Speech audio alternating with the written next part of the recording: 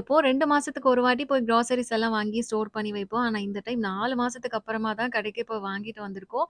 Already containers எல்லாம் நான் முந்தின நாள் தான் வாஷ் பண்ணி வச்சிருந்தேன். இப்போ ரீஃபில் பண்ணிட போறேன். மோஸ்ட்லி 2 மாசத்துக்கு ஒரு வாட்டி வாங்குறப்போ கிராசரிஸ்க்கான செலவு 6 டூ 8,000 அந்த ரேஞ்ச்ல இருக்கும்.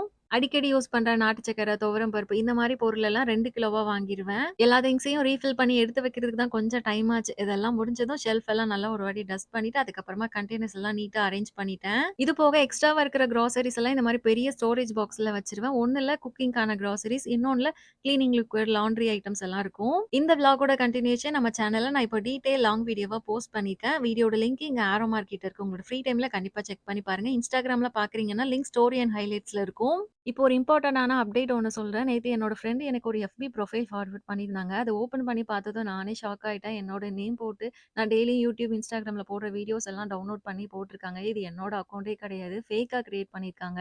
நீங்க ஒரு 2 மினிட்ஸ் டைம் ஸ்பெண்ட் பண்ணி இந்த அக்கவுண்ட்ட ரிப்போர்ட் பண்ணி பிளாக் பண்ணிடுங்க. ஏன்னா, இதுல 86K ஃபாலோவர்ஸ் இருக்கிறதுனால யாரனாலும் ஸ்கேம் பண்றதுக்கு சான்சஸ் இருக்கு.